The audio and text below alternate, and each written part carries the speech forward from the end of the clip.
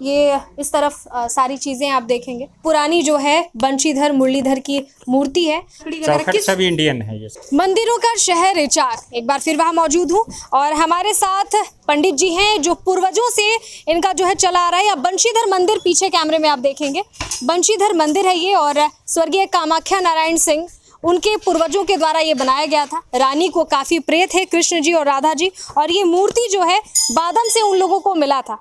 अब हम लोग अंदर की तरफ प्रस्थान करते हैं और आपको बारीकी से ये जो जगह है देख सकते हैं आप। ये फिर से सुर्खी, चूना और गुड़ को मिला करके ये सारे जो पिलर्स हैं वो बनवाए गए हैं और अभी कुछ कुछ मॉड्यूलेशन इसमें हुआ है, लेकिन फिर भी अगर आप बात करें तो ये लगभग पुरानी ही सारी चीज़ें ये आप देखेंगे। ये इस तरफ सारी चीज़ें आप देखेंगे बिल्कुल पुरानी बनाई गई हैं।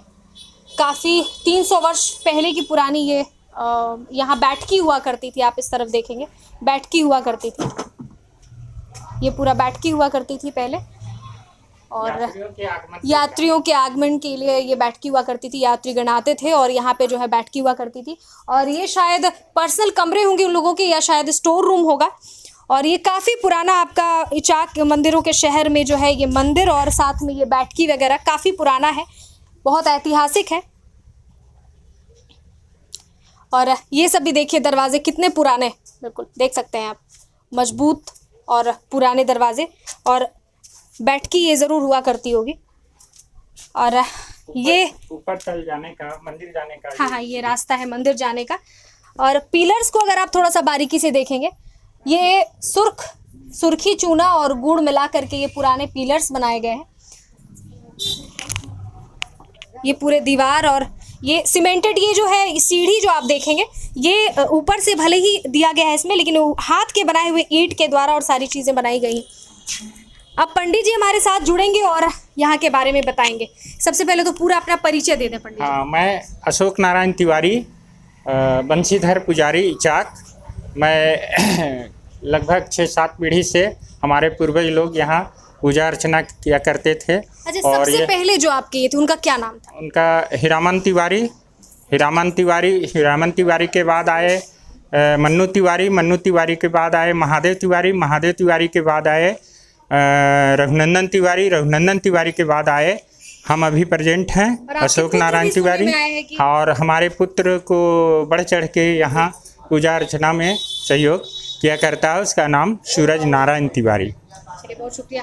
क्या ये मजबूती, यहाँ का इतिहास क्या चीज़ है? ये 250 वर्ष पुराना है और उससे भी बैक अगर जाते हैं तो हमें तो याद नहीं है, लेकिन 300 वर्ष से ज़्यादा ये पुराना मंदिर हो चुका है और अभी थोड़ा जर्जर स्थिति में है और ये देख रेख के अभाव में थोड़ा सा यहाँ पे विधायक रह चुके हैं। आगे की तरफ चलाइए। हाँ, सौरभ नारायण सिंह जो है यहाँ के 2 बार विधायक भी रह चुके हैं और उनके परदादा थे स्वर्गीय कामाख्या नारायण सिंह।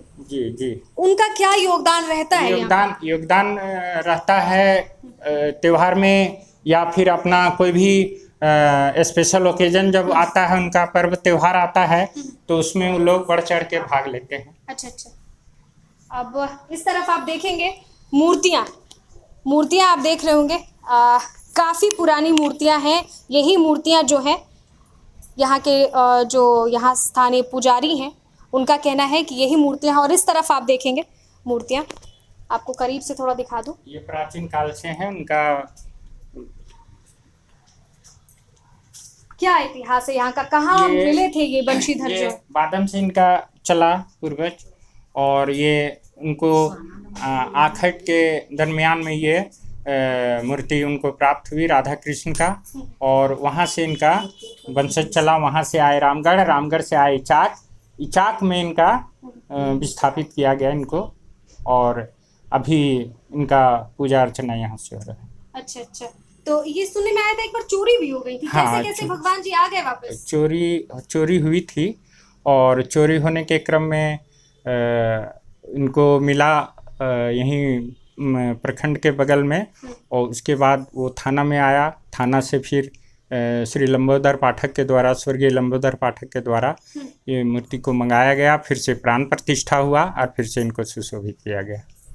ये सुनते हैं कि रानी को बहुत प्रिय था। हाँ जी हाँ, रानी को बहुत प्रिय था। और वो लोग अपने पूर्वज में उनका कुल देवता ही थे, तो कुल देवता ही थे। तो जब स्पेशल ओकेजन होता था, विवाह शादी होती थी, उस समय तो सबसे पहले याद करते थे, जहाँ भी जाते थे तो सबसे पहले अपना राधा कृष्ण को याद करके, और उसके बाद पूजा अर्चना, विधिवत पूजा अर्चना करने के बाद ही वो अपना कोई दूसरा काम करते थे। अच्छा, सुनने में आता है कि वो बादम से शुरुआत किए, रामगढ़ गए, फिर इसी तरह से बारी बारी से वो फिर यहाँ आए, चाक आने के बाद फिर वो बड़का गांव, इस तरह से बरही के तरफ, पद्मा की तरफ बढ़े, हमेशा पर्यटन करते रहते थे। और ये भी सुनने में आया है कि वो लोग चाहे थे कि बंशीधर मुरलीधर को और राधा के साथ जो ले जाए।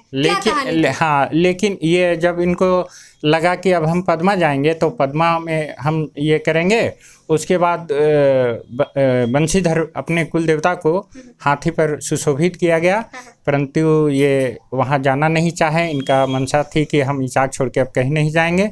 राजा को रात में स्वप्न हुआ कि हम अब इचाक छोड़ के कहीं नहीं जाएंगे, है ना। सुनने में आता है कि हाथी बैठे तो गजराज बैठे तो फिर उठे ही नहीं। उठे नहीं। उनका बाबा बंशीधर का ये नियति रहा कि हम यहाँ छोड़ के नहीं जाएं। तो हाथी ऐसा है, हाथी जो बैठा वो उठा ही नहीं, महावत उस पर गजबाग दे रहा है, फिर भी वो हाथी उठा नहीं। और रात में जब स्वप्न हुआ राजा को, बाबा बंशीधर स्वप्न दिए कि अब हम इचाक छोड़ के कहीं नहीं जाएंगे, तो वो अपना इनको ये इचाक में ही सुशोभित किया गया। राधा जी उनके किस तरफ है? राधा जी उनके बाईं तरफ है ना? बाएं साइड, बाईं तरफ आप देखेंगे राधा जी बाईं तरफ है। और ये सीता जी हैं। अच्छा, ये रामचंद्र जी हैं। सीता जी हैं, ये राम, मतलब कि विष्णु भगवान के जो भी अवतार हैं और उनकी जो अर्धांगिनी है, दोनों यहाँ विराज, सारे लोग हैं। और सबसे उस तरफ जो वो है, वो कौन सी माता? वो है वो विष्णु भगवान का है। अच्छा, वो विष्णु भगवान है। आपको बता दूं कि सनातन धर्म में जो है वो माना जाता है, ऐसी मान्यता है कि विष्णु भगवान जो सभी के प्रिय हैं, उन्हीं के, नारायण जो सभी के प्रिय हैं, उनके ही ये लोग जो हैं अवतार हैं, चाहे वो बंशीधर हो गए या फिर राम जी हो गए, और उनकी अर्धांगिनी ही यहाँ पे सीता माँ है, और यहाँ पे जो है इनकी राधा है, इनकी प्रेमिका है ना।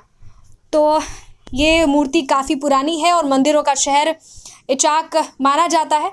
और ऐसे में यहाँ पे आज इचाक बाजार के पास में ही बंशीधर मंदिर है, बहुत पुरानी मंदिर है, बहुत मान्यता प्राप्त है। सुनते हैं बहुत मान्यता प्राप्त है, और जन्माष्टमी भी बहुत धूमधाम से यहाँ पे होती है। यहाँ के श्रद्धालु लोग बढ़ चढ़ के भाग लेते हैं, बढ़िया से सजावट होती है, और 101 किलो खीर का भोग अर्पण होता है।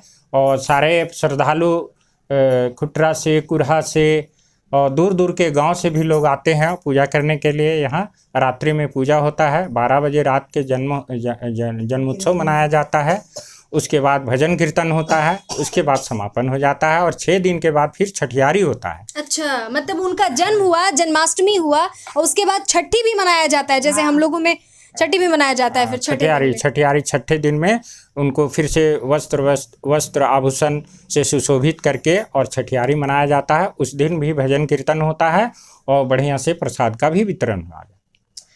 अच्छा, ये जो स्थिति जर्जर हुई पड़ी है, इसके बाद जो है उनके जो पुत्र थे, उन्होंने ऊपर के ढांचे को बनवाया, छत वगैरह बनवाया, और अभी भी वर्तमान में क्या ज़रूरतें हैं यहाँ पे?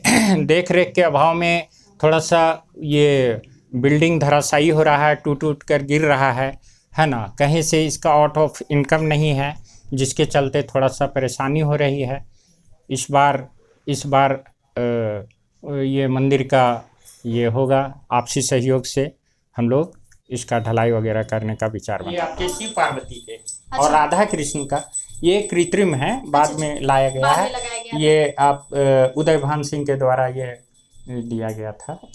अच्छा, ये सुनने में आया कि बंसी की धुन सुनाई दे रही थी मूर्ति मिलने से पहले। हाँ जी, वो जिस समय राजा आखेट के लिए निकले हुए थे, उस राजा आखेट के लिए निकले हुए थे, तो उस समय उनको शिकार उस दिन हाथ नहीं लगा।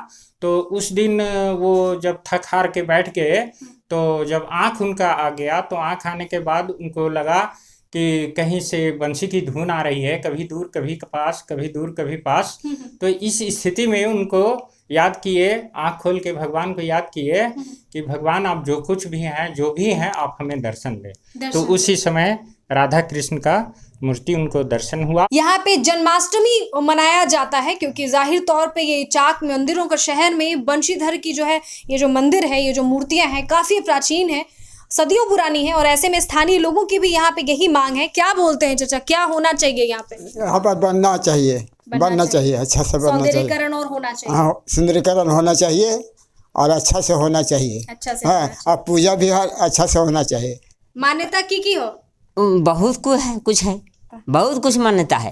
ऐसा ना मान्यता नहीं है, शादियां भी होती थी। शादी होती है। कम से कम 20 बरस से बाकी है शादी उदी होने का। एक जर्जर स्थिति में शादी उदी करने में डर लगता है, भीड़ भाड़, इससे चलते पहले शादी भी होती थी। और क्या क्या अब यहाँ भगवान से मांगने के लिए क्या क्या आते हैं लोग, क्या क्या पूरा हुआ है? बहुत कुछ पूरा जल्दी ना कि सब कुछ के पूर्ति दे, तोरा भजन करबो हम के सब चीज हो जाता है। लड़का बच्चा। चाची लोग से भी जरा हम लोग बात कर लेते हैं, आइए जरा चाची लोग से भी बात कर लेते हैं। आप इधर इस तरफ आइए। आप अच्छा ठीक है। कहाँ से लोग आते हैं पूजा करने के लिए? पूजा करने लिए बहुत दूर से आते हैं। कहाँ से? बरका है, कोई ने यार है, फुटरा है, बहुत दूर से तीन आर झरपो भराजो मैंने जितना गाँव है तना बहुत दूर से बहुत आवती है भजन करे ले। जे सबको यहाँ पे बारी बारी से कुछ लगाने के लिए अपनी शक्ति अनुसार लगाने के लिए यहाँ तैयार है, बशर्ते कि यहाँ सौंदर्यीकरण होने की काफी आवश्यकता है। ऐसे ही हजारीबाग अपडेट्स को अपना प्यार देते रहें, फिर कहीं नई कहानी की तरफ किसी खबर को लेकर के आऊंगी। तब तक के लिए शुक्रिया। अपराजिता।